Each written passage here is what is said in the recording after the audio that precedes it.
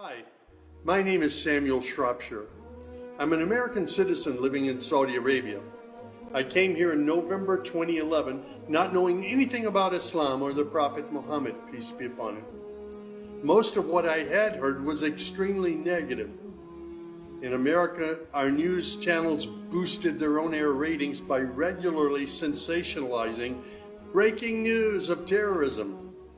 Every 30 minutes, one witnessed horrific scenes of bombings and bloodshed and murder, often one Muslim group fighting against another Muslim group. As killings and beheadings took place, there were always the shouts of Allahu Akbar, Allahu Akbar, God is great. I was invited here to Saudi Arabia by Safi Kaskas to work on what was known as the Q Project. Dr. Kaskas wanted to produce a new, easy-to-read American translation for the next generation of young Americans. Since I could not read or speak Arabic, I wasn't doing any translation work.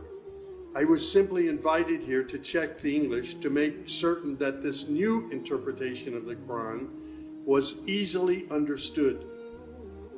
My work, of course, required that I read the Quran over and over again. Well, as you can imagine, having no knowledge of Islam, I had hundreds and hundreds of questions. I was shocked as I read to find that Jesus, peace be upon him, was often mentioned in the Quran. Jesus was presented as one of the greatest prophets. And even the story of the virgin birth was mentioned there. Many of the miracles that Jesus had done, I found them in the Quran. There were even a couple of Jesus miracles mentioned in the Quran that were not mentioned in the Bible. Evenings were mostly spent alone in a bedroom that had been set up for me in Dr. Safi's office. At night, I would stand on the balcony of that building and I would look across a very busy boulevard to a mosque. And I would hear the calls to prayer. I would see men and women coming to the mosque and leaving the mosque. Children were playing football in the mosque parking lot. Except for the minaret, it appeared to me to look like a typical Christian church in America. My heart longed to be in that mosque. I felt compelled by God to go there. A few months later, I got up the courage to walk down the street and to knock on the door of Taqwa Mosque. Now, nobody knocks on the door of a mosque. Normally, they just open the door and they walk right in. But I was not sure how I'd be received, so I stood there knocking until someone came to the door. That person simply said, "May I help you?" I said, "My name is Samuel. I'm a Christian from the United States. Is it okay if I come inside?"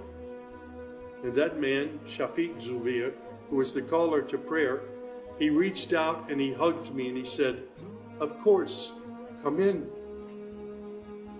I sat in the back of the mosque during prayer times for 3 days. I didn't understand what was going on. I saw men standing, bowing, putting their heads to the floor as the Imam led them in prayer. I had little knowledge about what was happening, but I felt God's presence in that mosque. And the men of Taqwa Mosque were so friendly to me. After 3 days, I asked Shafiq if he could teach me the first surah of the Quran, Al-Fatiha. This was a necessary element in praying the 5 daily prayers. I was memorizing sounds, but I didn't know what the sounds meant. So I started comparing them with an English translation I had, and I realized that there was nothing in Al-Fatiha that was inconsistent with Christian teaching. There I read the encouraging words that God was the most merciful, the distributor of mercy and forgiveness. My heart was being strangely touched by the words of the Quran and the love displayed by the men of Taqwa Mosque. Dr. Sadiq Malki would later drive me to the Islamic Education Foundation in Al-Hamra neighborhood of Jeddah, where I said Al-Shahada. According to Islam, we're all equal. There's none above another. There are scholars, but their role is educational. As for the relationship with God, it's personal, it's direct. The faith itself is simple and clear. It's summed up in just 6 points. There is one true God who is unlike any other being. He is neither born nor does he give birth. He has neither spouse nor offspring. Nothing is comparable to him. He's all powerful. He knows everything perfectly. He is the most merciful. Secondly, a belief in angels who are indeed the servants of God.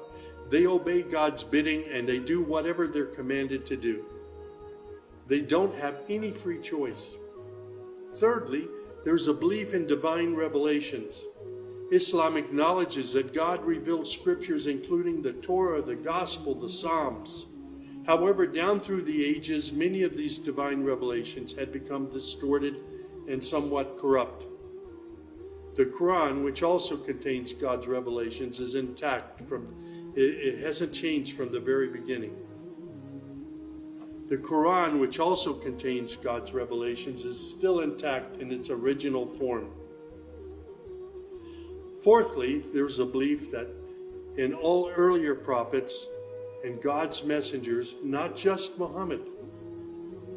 They believe in Abraham and Isaac and Moses and Jesus and hundreds of other prophets. They believe that the prophets were the best of mankind. Muslims believe in the last day. That's to say, this includes the belief in all that God and his messenger have told us about what happens after death, including recording of good and bad deeds, the resurrection and the gathering of all creatures, the reckoning that will take place on the great judgment day, the prophet's intercession, as well as heaven and hell. Man's ultimate aim will be to save himself on that day. Muslims believe in the divine destiny of predestination. Whatever God wills is certain to take place, and what he has not willed will never take place. This present life is a test for man, and man should endeavor to pass this test. These tenets of faith appeared to me entirely consistent with human nature. And then I asked, how can one become a Muslim? My search showed me that one needs to fulfill 5 specific duties, which are called the pillars of Islam.